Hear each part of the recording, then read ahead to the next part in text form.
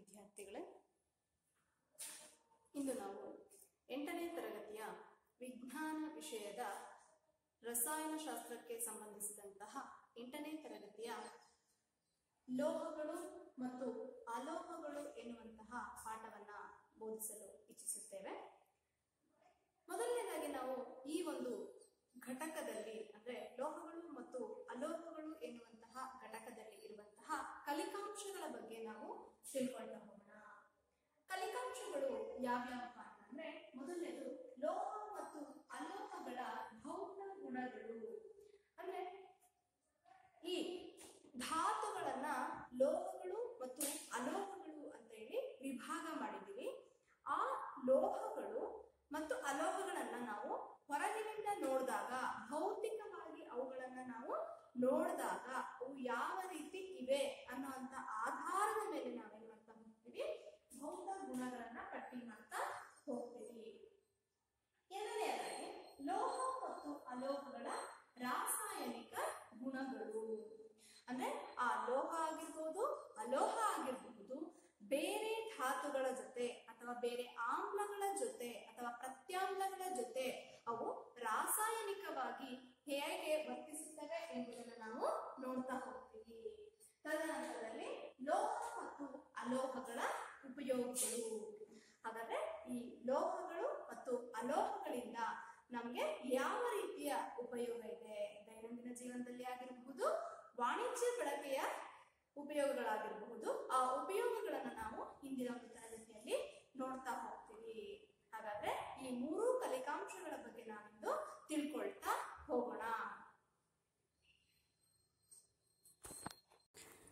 ಪ್ರೀತಿಯ ವಿದ್ಯಾರ್ಥಿಗಳೇ, ನಾವು ಲೋಹಗಳು ಮತ್ತು ಅಲೋಹಗಳು ಎನ್ನುವಂತಹ ಪಾಠದಲ್ಲಿ ಕಲಿಕಾಂಶಗಳನ್ನು ನೋಡಿದ್ವಿ. ಕಲಿಕಾಂಶಗಳು ಯಾವ್ಯಾವಪ್ಪ ಅಂದರೆ ಲೋಹ ಮತ್ತು ಅಲೋಹಗಳ ಭೌತ ಗುಣಗಳು, ಎರಡನೆಯದು ಲೋಹ ಮತ್ತು ಅಲೋಹಗಳ ರಾಸಾಯನಿಕ ಗುಣಗಳು, ಹಾಗೆ ಲೋಹ ಮತ್ತು ಅಲೋಹಗಳ ಉಪಯೋಗಗಳ ಬಗ್ಗೆ ನಾವು ಈ ಒಂದು ತರಗತಿಯಲ್ಲಿ ಕಲಿಯುತ್ತಿದ್ದೇವೆ ಅಂತ ಹೇಳ್ತಾ ಇದ್ವಿ. ಅದಕ್ಕೋಸ್ಕರ ಒಂದು ಮೊದಲನೇ ಕಲಿಕಾಂಶ ಆಗಿರುವಂತಹ ಲೋಹ ಮತ್ತು ಅಲೋಹಗಳ ಭೌತ ಗುಣಗಳ ಬಗ್ಗೆ ನಾವು ತಿಳ್ಕೊಳ್ತಾ ಹೋಗೋಣ. ಅದರಲ್ಲಿ ಭೌತ ಗುಣಗಳಲ್ಲಿ ನಾವು ಮೊದಲನೇ ಭೌತ ಗುಣ ಕಠಿಣತೆ.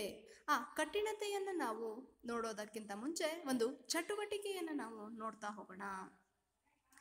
ಕೋಷ್ಟಕ 4.1ರಲ್ಲಿ ಅಂದರೆ ನಿಮ್ಮ ಅಧ್ಯಾಯ 4ರಲ್ಲಿ ಇರುವಂತಹ ಪುಟ ಸಂಖ್ಯೆ 59ರಲ್ಲಿ ಒಂದು ಕೋಷ್ಟಕವನ್ನು ಕೊಡಲಾಗಿದೆ.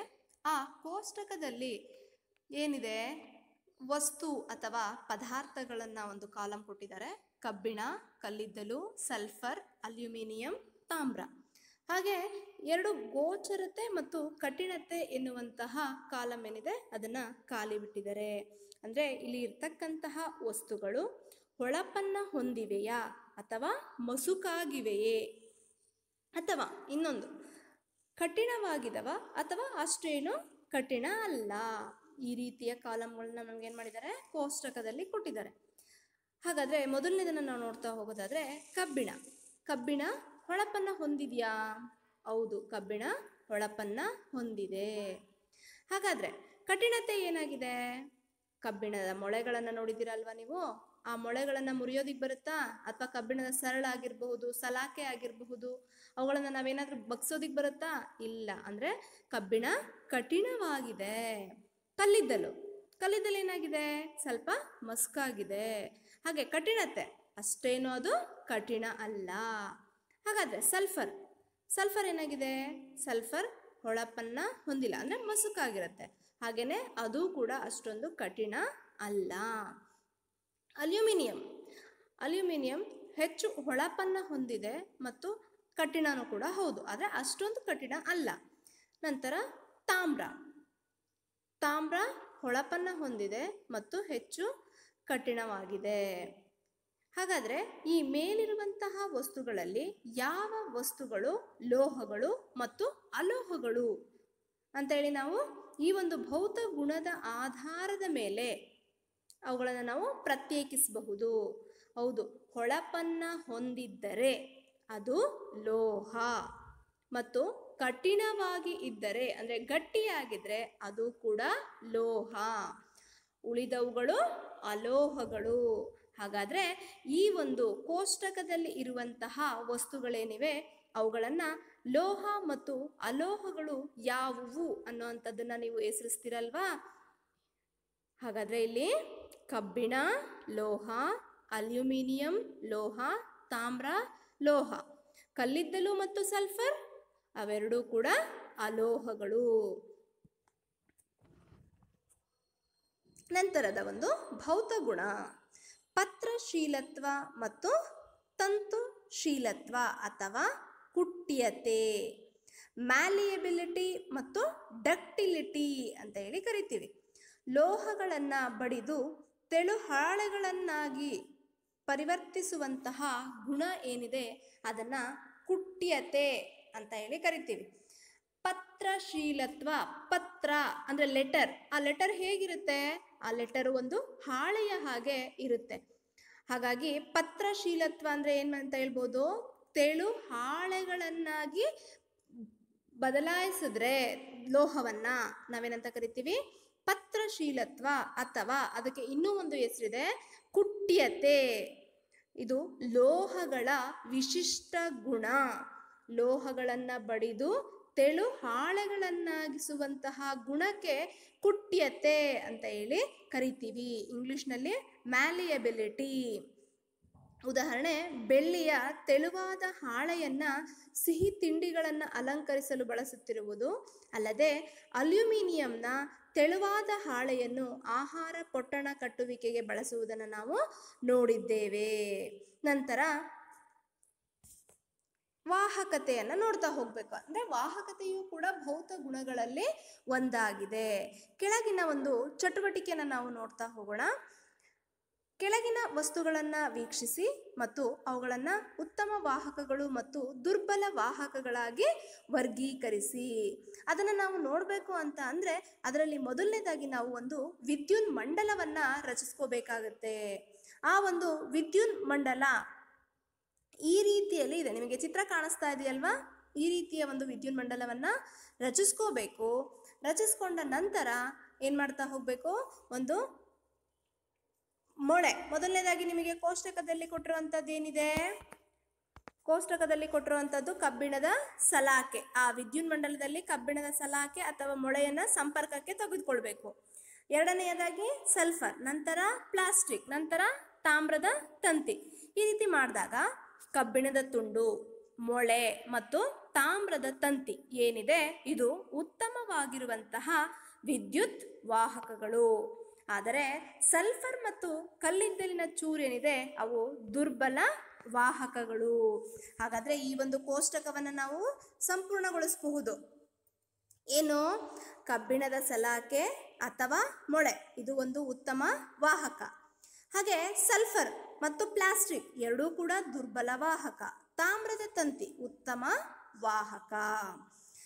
ನಾವೀಗ ಇಲ್ಲೂ ಕೂಡ ಲೋಹ ಮತ್ತು ಅಲೋಹಗಳ ಎರಡನೇ ಮೂರನೇ ಒಂದು ಭೌತ ಗುಣವನ್ನು ನೋಡಬಹುದು. ಲೋಹಗಳು ಉತ್ತಮವಾಗಿರುವಂತಹ ವಾಹಕತ್ವದ ಗುಣವನ್ನು ಹೊಂದಿವೆ. ಅಲೋಹಗಳು ಆವಾಹಕಗಳಾಗಿವೆ ಅಥವಾ ದುರ್ಬಲ ವಾಹಕಗಳಾಗಿವೆ. ಮೊದಲು ನೋಡಿದ್ದು ಕಠಿಣತೆ. ಲೋಹಗಳು ಕಠಿಣವಾಗಿರುತ್ತವೆ ಮತ್ತು ಹೊಳಪನ್ನು ಹೊಂದಿರುತ್ತವೆ. ಎರಡನೆಯ ಗುಣ ಲೋಹಗಳು ಪತ್ರಶೀಲತ್ವ ಅಥವಾ ಕುಟ್ಯತೆ ಗುಣವನ್ನು ಹೊಂದಿರುತ್ತವೆ. ಮೂರನೇದು ವಾಹಕತೆ. ಲೋಹಗಳು ಉತ್ತಮ ವಾಹಕಗಳಾಗಿವೆ. ನಂತರ ತಂತುಶೀಲತ್ವ ಅಥವಾ ಕುಟ್ಯತೆ, ಡಕ್ಟಿಲಿಟಿ ಅಂತ ಹೇಳಿ ಕರಿತೀವಿ. ಲೋಹಗಳನ್ನು ತಂತಿಗಳನ್ನಾಗಿ ಮಾರ್ಪಡಿಸುವ ಗುಣವನ್ನು ತನ್ಯತೆ ಅಂತ ಹೇಳಿ ಕರಿತೀವಿ. ತ ಇಂದ ಸ್ಟಾರ್ಟ್ ಆಗುತ್ತೆ ತಂತಿ. ತಂತುಶೀಲತ್ವ ಅಂದರೆ ಲೋಹಗಳನ್ನು ತಂತಿಯನ್ನಾಗಿ ಮಾಡ್ತೀವಿ. ಪತ್ರಶೀಲತ್ವ ಅಂದರೆ ಹಾಳೆ. ಪತ್ರ ಅಂದರೆ ಹಾಳೆ. ನಾವು ಈ ರೀತಿಯಲ್ಲಿ ನೆನ್ಪಿಟ್ಕೊಳ್ಬೇಕಾಗುತ್ತೆ. ಕಾರಣ ಯಾಕಪ್ಪ ಅಂದರೆ ಇದು 2 ಅಂಕದ ಪ್ರಶ್ನೆ ಆಗಿರುತ್ತೆ. ತಂತುಶೀಲತ್ವ ಮತ್ತು ಪತ್ರಶೀಲತ್ವಗಳಿಗಿರುವಂತಹ ವ್ಯತ್ಯಾಸ ತಿಳಿಸಿ ಅಥವಾ ತನ್ಯತೆ ಮತ್ತು ಕುಟ್ಯತೆ ಗುಣಗಳಿಗಿರುವಂತಹ ವ್ಯತ್ಯಾಸ ತಿಳಿಸಿ. ತನ್ಯತೆ ಅಂತಂದ್ರೆ ತಾಯಿದೆ ಅಂದ್ರೆ ತಂತಿಯನ್ನಾಗಿ ಮಾಡ್ತೀವಿ, ಕುಟ್ಯತೆ ಅಂದ್ರೆ ಹಾಳೆಯನ್ನಾಗಿ ಮಾಡ್ತೀವಿ. ಹಾಗಾಗಿ ಇಲ್ಲಿ ಲೋಹಗಳನ್ನು ತಂತಿಗಳನ್ನಾಗಿ ಮಾರ್ಪಡಿಸುವಂತಹ ಗುಣಕ್ಕೆ ತನ್ಯತೆ ಅಂತ ಹೇಳಿ ಕರಿತೀವಿ. ಲೋಹಗಳನ್ನು ಎಳೆದು ತಂತಿಗಳನ್ನಾಗಿ ಪರಿವರ್ತಿಸಬಹುದು, ಆದರೆ ಆ ಲೋಹಗಳಿಗೆ ಈ ಗುಣ ಇಲ್ಲ. ಹಾಗಾಗಿ ಲೋಹಗಳು ತನ್ಯತೆ ಮತ್ತು ಕುಟ್ಯತೆ ಗುಣವನ್ನ ಹೊಂದಿರುತ್ತವೆ, ಆದರೆ ಅಲೋಹಗಳು ತನ್ಯತೆ ಮತ್ತು ಕುಟ್ಯತೆ ಗುಣಗಳನ್ನ ಹೊಂದಿಲ್ಲ. ನಂತರ ಲೋಹಗಳು ರಿಂಗಣ ಶಬ್ದವನ್ನ ಉಂಟು ಮಾಡುವುದರಿಂದ ಅವುಗಳನ್ನು ಶಾಬ್ದನ ಗುಣವುಳ್ಳವು ಅಂತಲೂ ಕೂಡ ಕರಿತೀವಿ. ಅಂದ್ರೆ ಶಾಬ್ದನ ಗುಣ, ಲೋಹಗಳನ್ನ ಬಡಿದಾಗ ಶಬ್ದ ನಮಗೆ ಕೇಳಿಸುತ್ತಲ್ವಾ, ಅಂದ್ರೆ ಲೋಹಗಳು ಶಬ್ದವನ್ನ ಹೊರಡಿಸುತ್ತವೆ ಅಥವಾ ನಾದವನ್ನ ಹೊರಡಿಸುತ್ತವೆ, ಆದರೆ ಅಲೋಹಗಳಿಗೆ ಈ ಒಂದು ಗುಣ ಇಲ್ಲ. ಈ ಮೇಲಿನ ಚಟುವಟಿಕೆಗಳನ್ನ ಕೈಗೊಂಡ ಮೇಲೆ ನಾವೇನ್ ಮಾಡ್ತಾ ಹೋಗ್ಬೋದು, ಕೆಲವು ವಸ್ತುಗಳನ್ನ ಕಠಿಣ ಹೊಳಪನ್ನ ಹೊಂದಿವೆ, ಕುಟ್ಯ ಗುಣವನ್ನ ಹೊಂದಿದೆ, ತನ್ಯತೆ, ಶಾಬ್ದನ ಹಾಗೂ ಶಾಖ ಮತ್ತು ವಿದ್ಯುತ್ತಿನ ಉತ್ತಮ ವಾಹಕಗಳು ಅಂತ ಹೇಳಿ ಕರಿಬಹುದು. ಸಾಮಾನ್ಯವಾಗಿ ಈ ಲಕ್ಷಣಗಳನ್ನ ಹೊಂದಿರುವಂತಹ ವಸ್ತುಗಳು ಏನಿವೆ ಇವುಗಳನ್ನ ಲೋಹಗಳು ಅಂತ ಹೇಳಿ ಕರಿತೀವಿ ಸಾಮಾನ್ಯವಾಗಿ. ನಂತರ ಲೋಹಗಳಿಗೆ ಉದಾಹರಣೆ ಅಂತ ಅಂದ್ರೆ ತಾಮ್ರ, ಕ್ಯಾಲ್ಸಿಯಂ, ಅಲ್ಯೂಮಿನಿಯಂ, ಮೆಗ್ನೀಷಿಯಂ, ಸೋಡಿಯಂ ಇತ್ಯಾದಿ. ಅದೇ ರೀತಿ ಇತ್ಯಾದಿ ಅಂತ ಅಂದ್ರೆ ನಾವು ಬಳಸುವಂತಹ ಚಿನ್ನ ಆಗಿರಬಹುದು, ಬೆಳ್ಳಿ ಆಗಿರಬಹುದು, ಇವೆಲ್ಲವೂ ಕೂಡ ಲೋಹಗಳಿಗೇನೆ ಉದಾಹರಣೆಯಾಗಿವೆ. ಇದಕ್ಕೆ ವ್ಯತಿರಿಕ್ತವಾಗಿ ಅಂದ್ರೆ ಲೋಹಗಳ ಲಕ್ಷಣಗಳಿಗೆ ವ್ಯತಿರಿಕ್ತವಾದ ವಸ್ತುಗಳು ಯಾವಪ್ಪ ಅಂದ್ರೆ ಕಲ್ಲಿದ್ದಲು ಮತ್ತು ಸಲ್ಫರ್ ಮೃದುವಾಗಿವೆ ಮತ್ತು ಇವು ಮೊಸುಕಾಗಿ ಕಾಣಿಸುತ್ತವೆ. ಇವುಗಳನ್ನ ಸುತ್ತಿಗೆಯಿಂದ ಬಡಿದ್ರೆ ಅದು ಪುಡಿಯಾಗುತ್ತೆ. ಇವುಗಳಿಗೆ ಶಾಬ್ದನ ಗುಣ ಇಲ್ಲ. ಇವುಗಳನ್ನ ಬಡಿದ್ರೆ ಅಲ್ಲಿ ನಮಗೆ ಶಬ್ದ ಕೇಳಿಸಲ್ಲ ಹಾಗೂ ಶಾಖ ಮತ್ತು ವಿದ್ಯುತ್ತಿನ ದುರ್ಬಲ ವಾಹಕಗಳಾಗಿವೆ. ಇವುಗಳನ್ನು ನಾವು ಅಲೋಹಗಳು ಅಂತ ಹೇಳಿ ಕರಿತೀವಿ. ಅಲೋಹಗಳಿಗೆ ಉದಾಹರಣೆ ಅಂತಂದ್ರೆ ಸಲ್ಫರ್, ಕಾರ್ಬನ್, ಆಕ್ಸಿಜನ್, ಫಾಸ್ಫರಸ್ ಇತ್ಯಾದಿ. ಇವಿಷ್ಟು ಕೂಡ ಲೋಹ ಮತ್ತು ಅಲೋಹಗಳ ಭೌತ ಗುಣಗಳು, ಅವುಗಳ ಅಂಶಗಳನ್ನು ನಾವು ನೋಡ್ತಾ ಹೋದ್ವಿ. ಇಲ್ಲಿ ಒಂದು ಪ್ರಶ್ನೆ ಉದ್ಭವ ಆಗುತ್ತೆ, ಲೋಹ ಮತ್ತು ಅಲೋಹಗಳ ಭೌತ ಗುಣಗಳನ್ನು ಪಟ್ಟಿ ಮಾಡ್ತೀರಲ್ವಾ ಎಲ್ರು? ನಂತರ ಲೋಹಗಳು ಮತ್ತು ಅಲೋಹಗಳ ರಾಸಾಯನಿಕ ಗುಣಗಳನ್ನು ನಾವು ನೋಡ್ತಾ ಹೋಗೋಣ. ಅಂದ್ರೆ ಇದು ಬೇರೆ ಧಾತುಗಳೊಂದಿಗೆ ಯಾವ ರೀತಿ ವರ್ತಿಸುತ್ತೆ. ಮೊದಲನೇದಾಗಿ ಲೋಹಗಳು ಆಕ್ಸಿಜನ್ನೊಂದಿಗೆ ವರ್ತಿಸಿದಾಗ, ಲೋಹಗಳು ಆಕ್ಸಿಜನ್ನೊಂದಿಗೆ ಒಂದೇ ರೀತಿಯಾಗಿ ವರ್ತಿಸುವುದಿಲ್ಲ. ಅವುಗಳ ಕ್ರಿಯಾಶೀಲತೆಯ ಆಧಾರದ ಮೇಲೆ ಅವುಗಳ ಕ್ರಿಯೆ ವೇಗವಾಗಿರುತ್ತದೆ.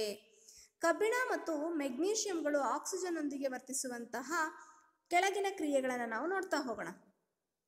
ಮೊದಲನೇದು ಕಬ್ಬಿಣ ಅಂದರೆ Fe plus oxygen O2 plus ನೀರು. ಕಬ್ಬಿಣ ವಾತಾವರಣದಲ್ಲಿ ಇರುವಂತಹ ತೇವಾಂಶಪೂರಿತವಾದ ಗಾಳಿಯಲ್ಲಿ ವರ್ತಿಸಿದಾಗ ಏನಾಗುತ್ತೆ, ಅದು ಕಬ್ಬಿಣದ ಜಲೀಯ ಆಕ್ಸೈಡ್ ಆಗುತ್ತೆ. ಅಂದರೆ Fe2O3 2H2O. ಕಬ್ಬಿಣ ನೀರಾವಿಯುಕ್ತ ಸನ್ನಿವೇಶದಲ್ಲಿ ವಾತಾವರಣದಲ್ಲಿರುವ ಆಕ್ಸಿಜನ್ನೊಂದಿಗೆ ವರ್ತಿಸಿ ಕಬ್ಬಿಣದ ಜಲೀಯ ಆಕ್ಸೈಡ್ ಅನ್ನ ನೀಡುತ್ತದೆ. ಈ ಕ್ರಿಯೆ ನಿಧಾನಗತಿಯಲ್ಲಿ ನಡೆಯುತ್ತದೆ. ಇದನ್ನೇ ತುಕ್ಕು ಅಂತ ಹೇಳಿ ಕರಿತೀವಿ. ತುಕ್ಕಿನ ರಾಸಾಯನಿಕ ಸೂತ್ರ Fe2O3 2H2O. ಹಾಗೆ ಮೆಗ್ನೀಷಿಯಂ ಆಕ್ಸಿಜನ್ ಜೊತೆ ವರ್ತಿಸುತ್ತೆ ಅಂತ ಹೇಳಿದ್ವಿ. ಮೆಗ್ನೀಷಿಯಂ ಅಂದರೆ Mg ಪ್ಲಸ್ O2 ಬಾಣದ ಗುರುತು, ಮೆಗ್ನೀಷಿಯಂ ಆಕ್ಸೈಡ್ MgO. ಸಮೀಕರಣವನ್ನ ಸರಿದೂಗಿಸ್ಬೇಕಾಗತ್ತೆ. ಸರಿದೂಗಿಸ್ಬೇಕು ಅಂತ ಅಂದ್ರೆ ಇಲ್ಲಿ ಒಂದು ನಿಯಮ ಇರುತ್ತೆ. ಪ್ರತಿವರ್ತಕದಲ್ಲಿ ಎಷ್ಟು ಧಾತುಗಳಿದಾವೋ ಉತ್ಪನ್ನದಲ್ಲೂ ಕೂಡ ಅಷ್ಟೇ ಧಾತುಗಳಿರಬೇಕು. ಹಾಗೆ ಪ್ರತಿವರ್ತಕದಲ್ಲಿ ಎಷ್ಟು ಪರಮಾಣುಗಳಿಂದ ಧಾತು ಮಾಡಲ್ಪಟ್ಟಿರುತ್ತೋ ಉತ್ಪನ್ನದಲ್ಲಿಯೂ ಅಷ್ಟೇ ಪರಮಾಣುಗಳು ಇರಬೇಕು. ನೀವು ಇದನ್ನ ಮುಂದಿನ ತರಗತಿಯಲ್ಲಿ ಕಲಿತಾ ಹೋಗ್ತೀರಾ. ಈಗ ಸದ್ಯದಲ್ಲಿ ಸಮೀಕರಣ ಸರಿದೂಗಿಸುವುದು ಅಂತಂದ್ರೆ 2mg ಪ್ಲಸ್ O2 ಬಾಣದ ಗುರುತು 2mgO. ನಂತರ ಈಗ ಕಬ್ಬಿಣ ತುಕ್ಕು ಹಿಡಿಯುತ್ತೆ ಅಂತ ಹೇಳಿದ್ವಿ ಅಲ್ವಾ. ಕಬ್ಬಿಣದ ಒಂದು ಮೊಳೆಯನ್ನ ನಾವು ಗಾಳಿ ಅಂದ್ರೆ ವಾತಾವರಣದಲ್ಲಿ ಬಿಸಾಕಿದಾಗ, ಹೊರಗಡೆಯ ಪರಿಸರದಲ್ಲಿ ನಾವು ಅದನ್ನ ಬಿಸಾಡಿದರೆ ಅದು ಸ್ವಲ್ಪ ದಿನಗಳ ಕಳೆದ ಹಾಗೆ ತುಕ್ಕನ್ನ ಹಿಡಿಯುತ್ತೆ. ಹೇಗೆ ತುಕ್ಕು ಹಿಡಿಯುತ್ತೆ? ಅದು ಕೂಡ ಒಂದು ರಾಸಾಯನಿಕ ಕ್ರಿಯೆಗೆ ಉದಾಹರಣೆಯಾಗಿದೆ. ಹಾಗಾದ್ರೆ ತಾಮ್ರವೂ ಕೂಡ ತುಕ್ಕು ಹಿಡಿಯುತ್ತದೆಯೇ? ಹೌದು. ತಾಮ್ರದ ಪಾತ್ರೆಗಳನ್ನು ಹೆಚ್ಚು ದಿನಗಳ ಕಾಲ ತೇವಾಂಶಯುಕ್ತ ಗಾಳಿಗೆ ತೆರೆದಿಟ್ಟಾಗ ಅದು ಮಸುಕಾದ ಹಸಿರು ಲೇಪನವನ್ನ ಪಡೆದುಕೊಳ್ಳುತ್ತದೆ. ಹಸಿರು ಬಣ್ಣದ ವಸ್ತುವು ತಾಮ್ರದ ಹೈಡ್ರಾಕ್ಸೈಡ್ ಮತ್ತು ತಾಮ್ರದ ಕಾರ್ಬೋನೇಟ್ನ ಮಿಶ್ರಣವಾಗಿದೆ. ತಾಮ್ರದ ಹೈಡ್ರಾಕ್ಸೈಡ್ CuOH ಟ್ವೈಸ್ ಅದರ ಅಣುಸೂತ್ರ. ಹಾಗೆ ತಾಮ್ರದ ಕಾರ್ಬೋನೇಟ್ CuCO3. ಇವಾಗ ನಾವು ತಾಮ್ರ ಯಾವ ರೀತಿ ತುಕ್ಕು ಹಿಡಿಯುತ್ತೆ ಅಂತ ನೋಡ್ತಾ ಹೋಗೋಣ. ತಾಮ್ರ ನೀರು plus carbon dioxide plus oxygen ಅಂದರೆ Cu plus H2O plus CO2 plus O2 ತೇವಾಂಶಯುಕ್ತ ಗಾಳಿಯ ಜೊತೆ ಅದು ವರ್ತಿಸಿ ಏನಾಗುತ್ತೆ ಅಂತ ಹೇಳಿದ್ವಿ? ತಾಮ್ರದ ಹೈಡ್ರಾಕ್ಸೈಡ್ ಮತ್ತು ತಾಮ್ರದ ಕಾರ್ಬೋನೇಟ್ನ ಮಿಶ್ರಣ ಆಗುತ್ತೆ. ಹಸಿರು ಲೇಪನವನ್ನು ಅದು ಪಡ್ಕೊಳ್ಳುತ್ತೆ. ಮೆಗ್ನೀಷಿಯಂ ಪಟ್ಟಿಯ ದಹನದಿಂದ ಪಡೆದ ಬೂದಿಯನ್ನು ನೀರಿನಲ್ಲಿ ವಿಲೀನಗೊಳಿಸಿ, ಅಂದರೆ ಈ ಮೊದಲು ನಾವು ಸಮೀಕರಣವನ್ನು ನೋಡಿದ್ವಿ. ಮೆಗ್ನೀಷಿಯಮು ಆಕ್ಸಿಜನ್ನ ಜೊತೆ ವರ್ತಿಸುತ್ತೆ ಅಂತ ಹೇಳಿದ್ವಲ್ವಾ. ಮೆಗ್ನೀಷಿಯಂ ಆಕ್ಸೈಡ್ ಆಗುತ್ತಲ್ವಾ, ಆ ಮೆಗ್ನೀಷಿಯಂ ಆಕ್ಸೈಡ್ ಪುಡಿ ಇರುತ್ತಲ್ವಾ, ಅಂದರೆ ಅದು ಮೆಗ್ನೀಷಿಯಂ ರಿಬ್ಬನ್ ಹುರಿದ ನಂತರ ಬೂದಿ ಉಳಿಯುತ್ತಲ್ವಾ, ಆ ಬೂದಿಯನ್ನು ನೀರಿನಲ್ಲಿ ವಿಲೀನಗೊಳಿಸಿ ಮತ್ತು ಆಮ್ಲೀಯತೆ ಮತ್ತು ಪ್ರತ್ಯಾಮ್ಲೀಯ ಸ್ವಭಾವವನ್ನು ನಾವು ಪರೀಕ್ಷಿಸಿದಾಗ ಅದು ಪ್ರತ್ಯಾಮ್ಲೀಯ ಗುಣವನ್ನು ತೋರಿಸುತ್ತೆ. ಯಾಕಂದರೆ ಮೆಗ್ನೀಷಿಯಂ ಹೈಡ್ರಾಕ್ಸೈಡ್ ಆಗುತ್ತೆ. ನಂತರ ಸಾಮಾನ್ಯವಾಗಿ ಲೋಹಗಳ ಆಕ್ಸೈಡ್ ಏನಿದೆ ಅದು ಪ್ರತ್ಯಾಮ್ಲೀಯ ಆಕ್ಸೈಡ್ ಆಗಿರುತ್ತೆ.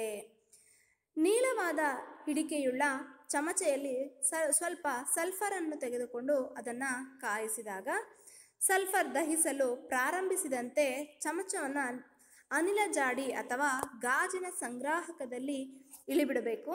ನಂತರ ಗಾಜಿನ ಸಂಗ್ರಾಹಕದಲ್ಲಿ ಬಿಡುಗಡೆಯಾಗಿರುವ ಅನಿಲವು ಹೊರ ಹೋಗದಂತೆ ಮುಚ್ಚಳ ಹಾಕಿರುವುದನ್ನು ಖಚಿತಪಡಿಸಿಕೊಳ್ಬೇಕು. ಸ್ವಲ್ಪ ಸಮಯದ ನಂತರ ಚಮಚೆಯನ್ನು ಹೊರತೆಗೆದು ಗಾಜಿನ ಸಂಗ್ರಾಹಕಕ್ಕೆ ಸ್ವಲ್ಪ ನೀರನ್ನು ಸೇರಿಸಿ ಮತ್ತು ಕೂಡಲೇ ಮುಚ್ಚಳವನ್ನು ಮುಚ್ಚಬೇಕು. ನಂತರ ಸಂಗ್ರಾಹಕವನ್ನು ಚೆನ್ನಾಗಿ ಕಲಕಿ ದ್ರಾವಣವನ್ನು ಕೆಂಪು ಮತ್ತು ನೀಲಿ ಲಿಟ್ಮಸ್ ಕಾಗದಗಳಿಂದ ಪರೀಕ್ಷಿಸಬೇಕು. ಅಲ್ಲಿ ಏನು ನಡೆಯುತ್ತೆ? ರಾಸಾಯನಿಕ ಕ್ರಿಯೆ. ಸಲ್ಫರ್ ಮತ್ತು ಆಕ್ಸಿಜನ್ಗಳ ನಡುವಿನ ರಾಸಾಯನಿಕ ಕ್ರಿಯೆಯಿಂದ ಉತ್ಪತ್ತಿಯಾದ ಅನಿಲದ ಹೆಸರು ಸಲ್ಫರ್ ಡೈಆಕ್ಸೈಡ್ SO2. ಈ ಸಲ್ಫರ್ ಡೈಆಕ್ಸೈಡ್ ಅನ್ನು ನೀರಿನಲ್ಲಿ ವಿಲೀನಗೊಳಿಸಿದಾಗ ಸಲ್ಫ್ಯೂರಸ್ ಆಮ್ಲ ಉಂಟಾಗುತ್ತದೆ. ಈ ಕ್ರಿಯೆಯನ್ನು ನಾವು ನೋಡ್ತಾ ಹೋಗ್ತೀವಿ. ಸಲ್ಫರ್ ಡೈಆಕ್ಸೈಡ್ ಅಂದರೆ SO2 ಪ್ಲಸ್ ನೀರು ಸಲ್ಫ್ಯೂರಸ್ ಆಮ್ಲ ಆಗುತ್ತೆ H2SO3. ಸಲ್ಫ್ಯೂರಸ್ ಆಮ್ಲವು ನೀಲಿ ಲಿಟ್ಮಸ್ ಕಾಗದವನ್ನು ಕೆಂಪು ಬಣ್ಣಕ್ಕೆ ತಿರುಗಿಸುತ್ತದೆ. ಹಾಗಾಗಿ ಇದು ಆಮ್ಲೀಯವಾಗಿರುತ್ತದೆ. ನಂತರ ಇಲ್ಲಿವರೆಗೂ ನಾವು ನೋಡಿದ್ದು ಲೋಹ ಮತ್ತು ಅಲೋಹಗಳು ಗಾಳಿಯ ಜೊತೆ ವರ್ತಿಸಿದಾಗ, ಗಾಳಿ ಅಂದರೆ ಆಕ್ಸಿಜನ್, ಅದ್ರ ಜೊತೆ ವರ್ತಿಸಿದಾಗ ಏನಾಯಿತು? ಈಗ ನೀರಿನ ಜೊತೆ ವರ್ತಿಸಿದಾಗ ಲೋಹ ಮತ್ತು ಅಲೋಹಗಳು. ಮೊದಲನೇದು ನಾವು ಸೋಡಿಯಂನ ಒಂದು ಸಣ್ಣ ಚೂರನ್ನು ತಗೊಳ್ತೀವಿ. ಸೋಡಿಯಂ ಅತ್ಯಂತ ಕ್ರಿಯಾಶೀಲ ಲೋಹವಾಗಿದೆ. ಇದು ಆಕ್ಸಿಜನ್ ಮತ್ತು ನೀರಿನ ಜೊತೆ ಕ್ಷಿಪ್ರವಾಗಿ ವರ್ತಿಸುತ್ತದೆ. ಕ್ಷಿಪ್ರ ಅಂದರೆ ತುಂಬ ವೇಗವಾಗಿ ವರ್ತಿಸುತ್ತದೆ. ಈ ಕ್ರಿಯೆಯಲ್ಲಿ ಹೆಚ್ಚಿನ ಪ್ರಮಾಣದ ಶಾಖ ಬಿಡುಗಡೆಯಾಗುತ್ತೆ. ಹಾಗಾಗಿ ಇದನ್ನ ಸೀಮೆ ಎಣ್ಣೆಯಲ್ಲಿ ಸಂಗ್ರಹಿಸಿಟ್ಟಿರುತ್ತಾರೆ. ಇಲ್ಲಿ 1 ಅಂಕದ ಪ್ರಶ್ನೆ ಇರುತ್ತೆ. ಸೋಡಿಯಂ ಅನ್ನು ಸೀಮೆ ಎಣ್ಣೆಯಲ್ಲಿ ಸಂಗ್ರಹಿಸಿಟ್ಟಿರುತ್ತಾರೆ ಏಕೆ? ಕಾರಣ ಏನಪ್ಪಾ ಅಂದ್ರೆ ಸೋಡಿಯಂ ಹೆಚ್ಚು ಕ್ರಿಯಾಶೀಲ ಲೋಹ ಹಾಗೂ ಸೋಡಿಯಂ ನೀರು ಮತ್ತು ಗಾಳಿಯೊಂದಿಗೆ ವೇಗವಾಗಿ ಅಥವಾ ಕ್ಷಿಪ್ರವಾಗಿ ವರ್ತಿಸುತ್ತದೆ. ಆದ ಕಾರಣ ಅದನ್ನು ಸೀಮೆ ಎಣ್ಣೆಯಲ್ಲಿ ಸಂಗ್ರಹಿಸಿಟ್ಟಿರುತ್ತಾರೆ. ಸಾಮಾನ್ಯವಾಗಿ ಅಲೋಹಗಳು ನೀರಿನ ಜೊತೆ ವರ್ತಿಸುವುದಿಲ್ಲ, ಆದರೆ ಗಾಳಿಯೊಂದಿಗೆ ವೇಗವಾಗಿ ವರ್ತಿಸುತ್ತವೆ. ಇಂತಹ ಅಲೋಹಗಳನ್ನು ನೀರಿನಲ್ಲಿ ಸಂಗ್ರಹಿಸಿಟ್ಟಿರುತ್ತಾರೆ. ಉದಾಹರಣೆಗೆ ಫಾಸ್ಫರಸ್, ಇದು ಹೆಚ್ಚು ಕ್ರಿಯಾಶೀಲ ಅಲೋಹವಾಗಿದೆ. ಇದನ್ನು ಗಾಳಿಗೆ ತೆರೆದಿಟ್ಟಾಗ ಸುಲಭವಾಗಿ ಬೆಂಕಿ ಹತ್ಕೊಳ್ಳುತ್ತೆ. ವಾತಾವರಣದಲ್ಲಿನ ಆಕ್ಸಿಜನ್ ಜೊತೆಗಿನ ಸಂಪರ್ಕವನ್ನು ತಪ್ಪಿಸಲು ಇದನ್ನು ನೀರಿನಲ್ಲಿ ಸಂಗ್ರಹಿಸಿಟ್ಟಿರುತ್ತಾರೆ. ನಂತರ ಆಮ್ಲಗಳ ಜೊತೆ ವರ್ತನೆ ಅಂದರೆ ಆಮ್ಲ ಮತ್ತು ಪ್ರತ್ಯಾಮ್ಲಗಳ ಜೊತೆ ಲೋಹ ಮತ್ತು ಅಲೋಹಗಳ ವರ್ತನೆಯಲ್ಲಿ ಏನಾದರೂ ವ್ಯತ್ಯಾಸವಿದೆಯೇ ಅನ್ನೋಂಥದ್ದನ್ನು ನಾವು ನೋಡ್ತಾ ಹೋಗಬೇಕಾಗತ್ತೆ. ಇವಾಗ ನೋಡ್ತಾ ಹೋಗೋಣ ಅಲ್ವಾ. ಸೋಡಿಯಂ ಹೈಡ್ರಾಕ್ಸೈಡ್ನ 3 ರಿಂದ 4 ಹನಿಗಳನ್ನು ಮಾತ್ರ ಬಳಸಿ, ಅಂದರೆ ಪ್ರಮಾಣದಲ್ಲಿ 5 ml ನಷ್ಟು ನೀರನ್ನು ತೆಗೆದುಕೊಂಡು ಸೋಡಿಯಂ ಹೈಡ್ರಾಕ್ಸೈಡ್ನ ತಾಜಾ ದ್ರಾವಣವನ್ನು ತಯಾರಿಸಿ ಅದರೊಳಗೆ ಅಲ್ಯೂಮಿನಿಯಂ ಚೂರನ್ನು ಹಾಕಿ ಉರಿಯುತ್ತಿರುವ ಬೆಂಕಿ ಕಡ್ಡಿಯನ್ನು ಪ್ರಾಣದ ಬಾಯಿಯ ಬಳಿ ತನ್ನಿ. ಆಗ ಏನಾಗುತ್ತೆ? ಆಗ ಪಾಪ್ ಎನ್ನುವಂತಹ ಶಬ್ದ ನಮಗೆ ಕೇಳಿಸುತ್ತೆ. ಆ ಪಾಪ್ ಶಬ್ದವು ಹೈಡ್ರೋಜನ್ ಅನಿಲದ ಇರುವಿಕೆಯನ್ನು ಸೂಚಿಸುತ್ತದೆ. ಹೈಡ್ರೋಜನ್ ಅನಿಲ ಏನಿದೆ ಅದು ಹತ್ಕೊಂಡು ಉರಿಯುತ್ತೆ. ಲೋಹಗಳು ಸೋಡಿಯಂ ಹೈಡ್ರಾಕ್ಸೈಡ್ನೊಂದಿಗೆ ವರ್ತಿಸಿ ಹೈಡ್ರೋಜನ್ ಅನಿಲವನ್ನು ಉತ್ಪತ್ತಿ ಮಾಡುತ್ತವೆ. ಆ ಉತ್ಪತ್ತಿಯಾದಂಥ ಅನಿಲ ಹೈಡ್ರೋಜನ್ ಅನ್ನೋದನ್ನ ಪರೀಕ್ಷೆ ಮಾಡೋದು ಹೇಗೆ ಅಂತಂದರೆ, ಅಲ್ಲಿ ಒಂದು ಬೆಂಕಿಯನ್ನು ನಾವು ಅದರ ಹತ್ರ ತಗೊಂಡೋದಾಗ, ಅಂದರೆ ಆ ಅನಿಲದ ಹತ್ತಿರ ತೆಗೆದುಕೊಂಡು ಹೋದಾಗ ಅಲ್ಲಿ ಪಾಪ್ ಎನ್ನುವಂತಹ ಶಬ್ದ ಬರುತ್ತೆ ಅಥವಾ ಬೆಂಕಿ ಹತ್ಕೊಳ್ಳುತ್ತೆ. ಆಗ ಅದು ಹೈಡ್ರೋಜನ್ನ ಇರುವಿಕೆಯನ್ನು ಸೂಚಿಸುತ್ತದೆ.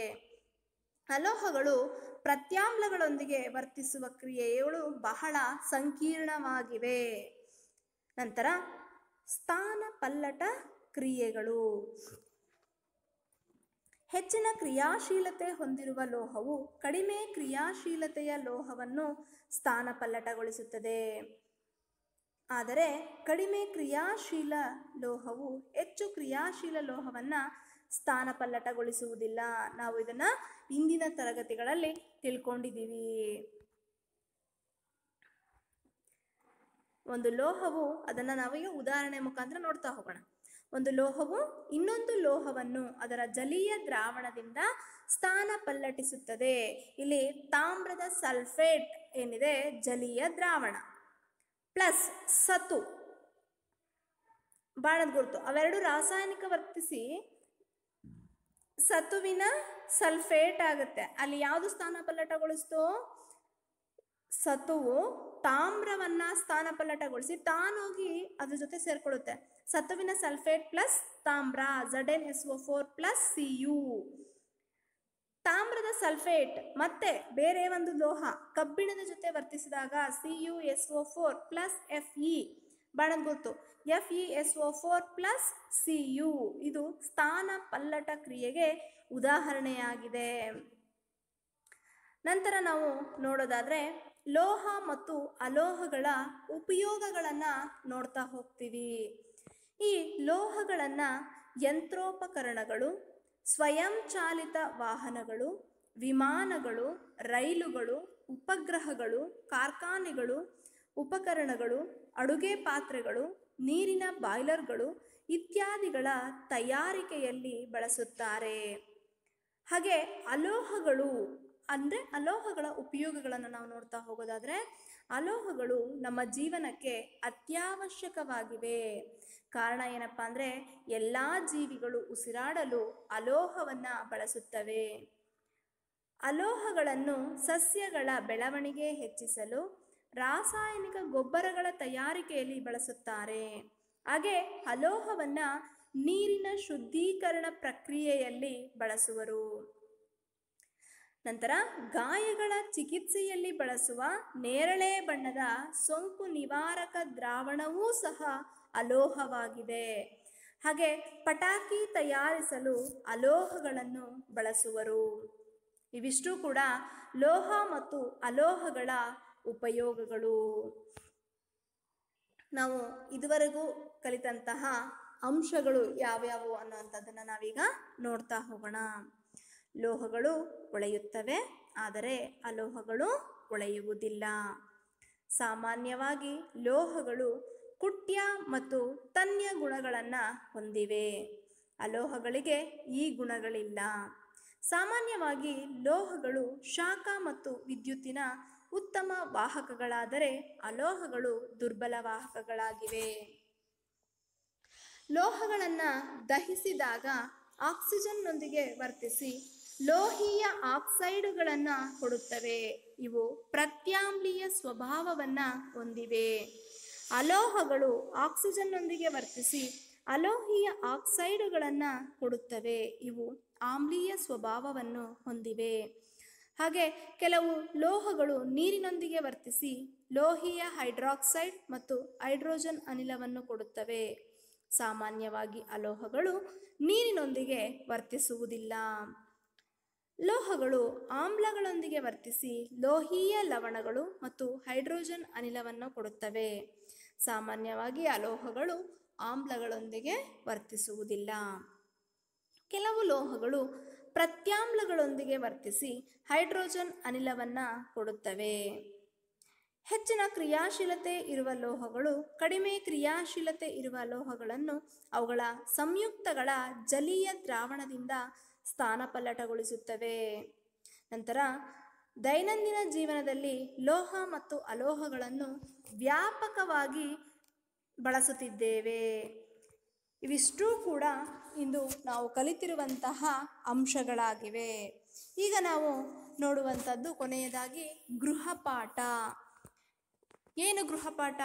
ಇಂದು ನಾವು ಕಲಿತಿರುವಂತಹ ಕಲಿಕಾಂಶಗಳ ಮೇಲೆ ಕೆಲವು ಪ್ರಶ್ನೆಗಳನ್ನು ನಾನು ಹೇಳ್ತಾ ಹೋಗ್ತೀನಿ.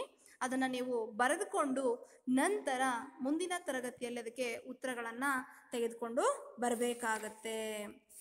ಮೊದಲನೇ ಪ್ರಶ್ನೆ, ಲೋಹ ಮತ್ತು ಅಲೋಹಗಳ ಭೌತ ಗುಣಗಳನ್ನು ಪಟ್ಟಿ ಮಾಡಿ.